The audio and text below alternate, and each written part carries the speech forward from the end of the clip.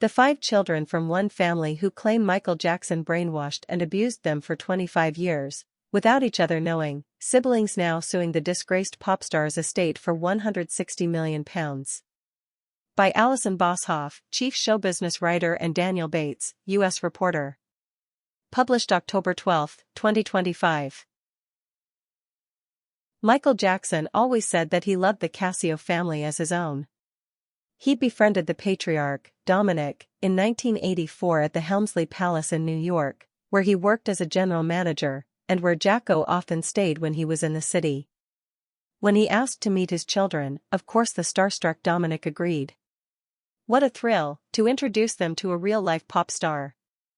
Dominic and his wife Connie had 2 little boys at the time, aged 5 and 3. They went on to have 3 more children, 2 more boys and a girl. And in time Jackson, too, was added to the family roster. There were family dinners with Grace said before every meal, at the Cascio's modest house in New Jersey, and shopping outings and trips to Disneyland. The children would stay, with and without their parents, at Jackson's Neverland ranch in California. Often, one or more of them would be dressed up in a fedora and dark glasses to look like a mini Michael. It was a friendship that went on for decades. When Jackson's own children Prince, Paris, and Blanket were born, the older Cascio boys would help look after them. After he turned 18, the eldest son, Frank, started to work for Jackson as a personal assistant. Michael Jackson pictured with Dominic, right, his wife Connie Cascio, left, and 3 of their children. The famous singer had befriended the family patriarch Dominic in 1984 at the Helmsley Palace in New York, where he worked as a general manager, and where Jacko often stayed when he was in the city. Bombshell documents seen exclusively by the Mail on Sunday were filed in California earlier this month. They accused Jackson of grooming, sexually abusing, and brainwashing all of the family's 5 children. So loyal and devoted was he that Frank was one of Jackson's most staunch supporters. When the star was first accused of abusing a young boy in 1993, and again in 2005, he leapt to his defense. Frank even wrote a book about their deep but purportedly innocent friendship in 2011, called My Friend Michael, an ordinary friendship with an extraordinary man. But in a horrifying turn of events, the singer now stands accused by the Cascios of grooming and abusing the entire family of 5 children over a period of more than 25 years. Bombshell documents seen exclusively by the Mail on Sunday were filed in California earlier this month. They accused Jackson of grooming, sexually abusing, and brainwashing all of them. In a ghastly twist, each of the 5 siblings believed that only they were targeted by Jackson in this way, and each thus carried the burden of the secret abuse alone into adulthood. The scandal is potentially the biggest ever blow to Jackson's already tattered reputation and may yet destroy it for good.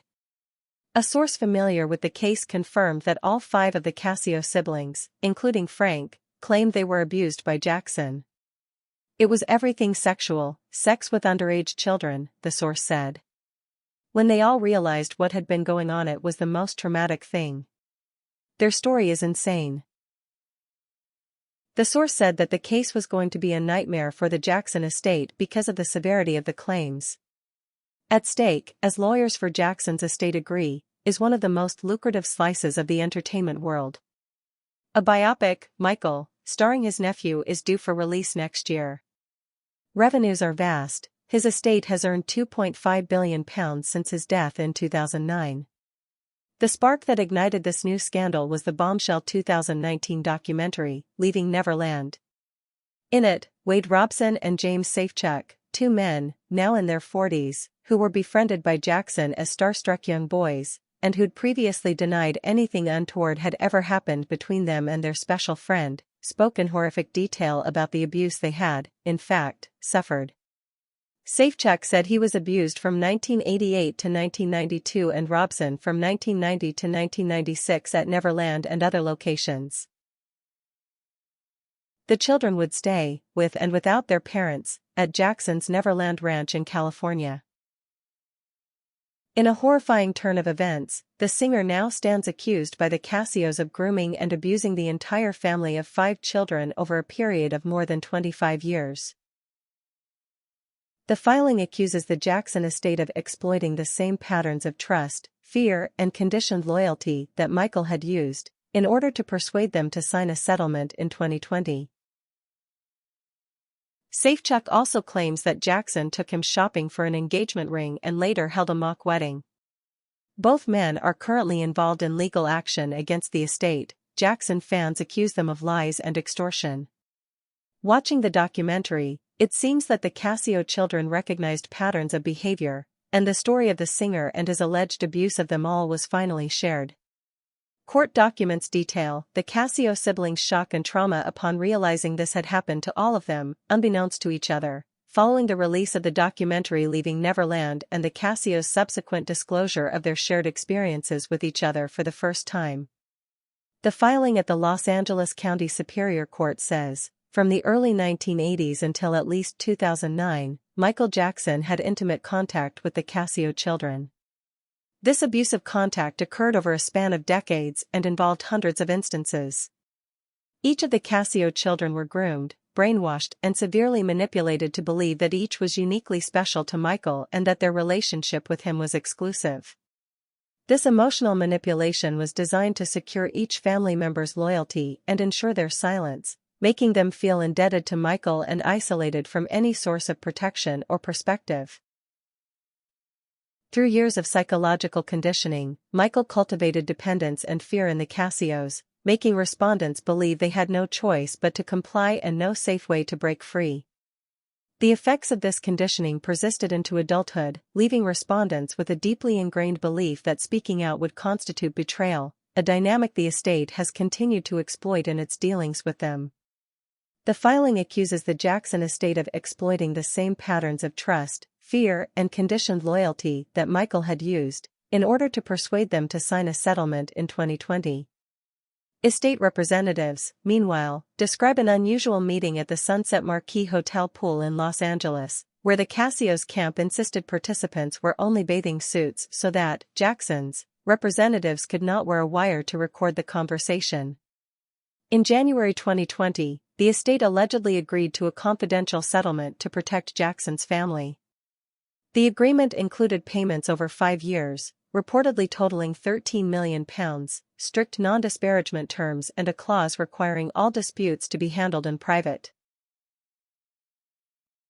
The siblings even met Jordy Chandler, Wright, whose father later accused Jackson of sexually abusing his son when he was 13 and who reached a reported £16 million settlement with the star in 1994, without any admission of guilt.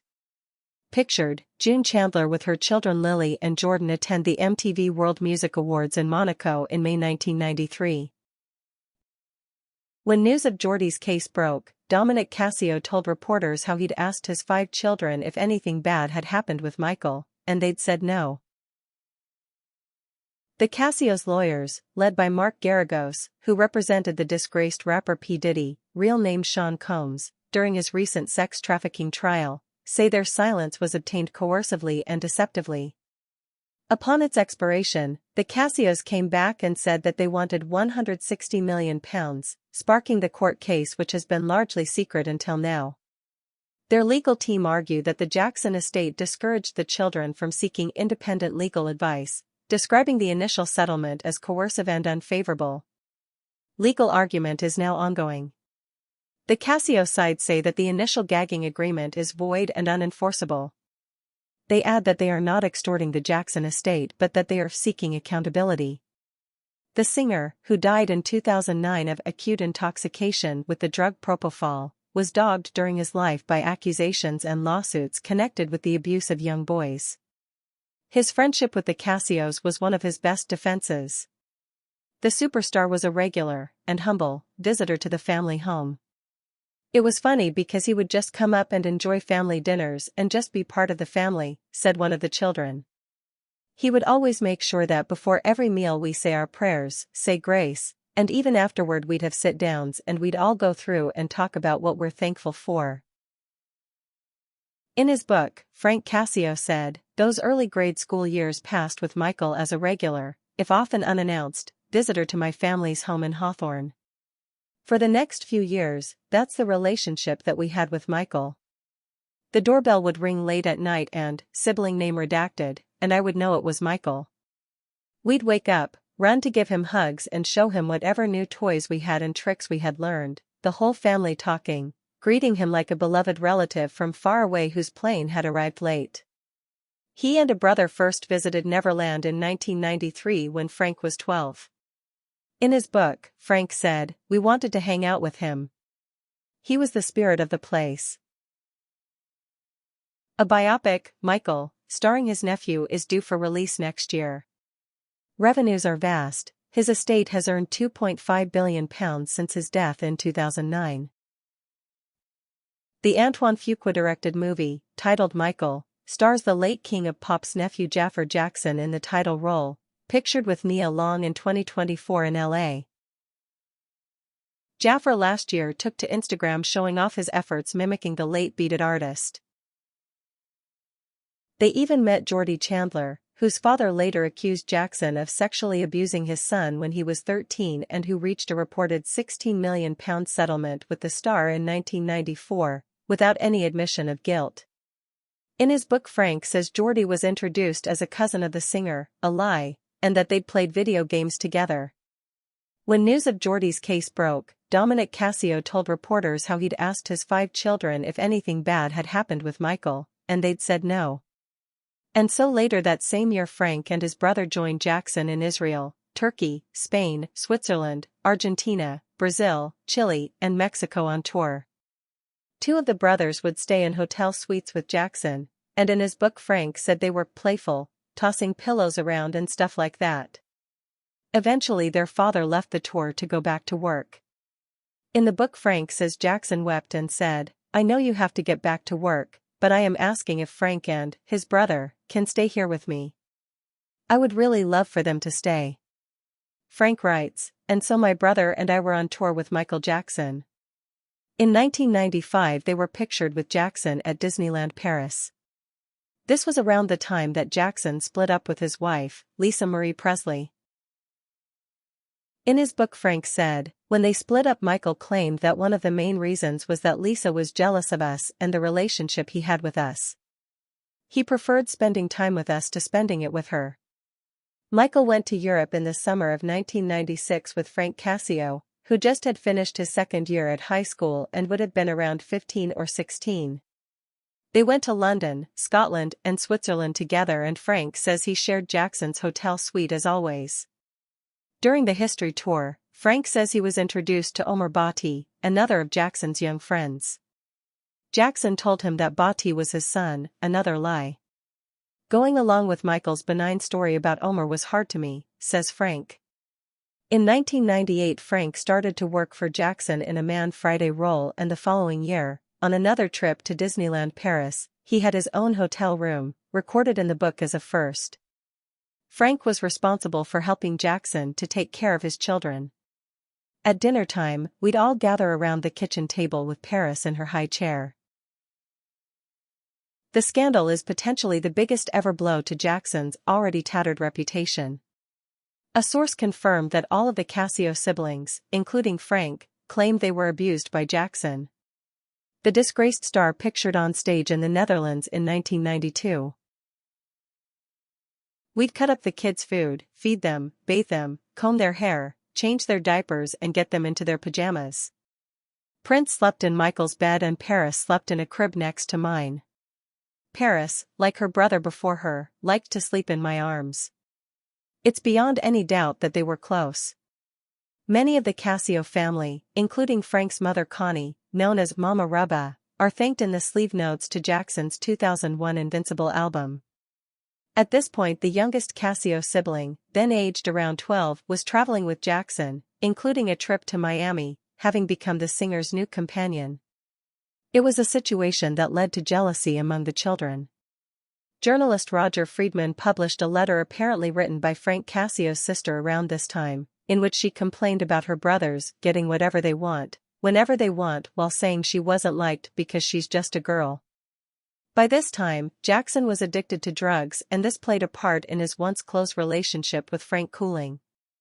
In 2003 Jackson's Neverland ranch was raided after the singer told interviewer Martin Bashir that he slept in the same bed as children, including Gavin Arvizo, a young cancer survivor he'd befriended in 2000. In 2005, when he was 15, Arvizo went on record to publicly accuse Jackson of abusing him, and the case went to court, finally ending with the star being acquitted. Around this time Frank Cascio made the rounds of chat shows, including Oprah, to proclaim his friend's innocence.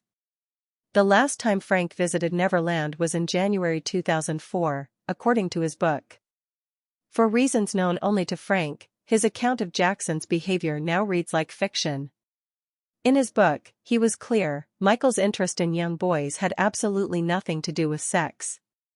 I say this with the unassailable confidence of first-hand experience, the confidence of a young boy who slept in the same room as Michael hundreds of times. 8 years later, he and the world sat down to watch, in horror, the Leaving Neverland documentary.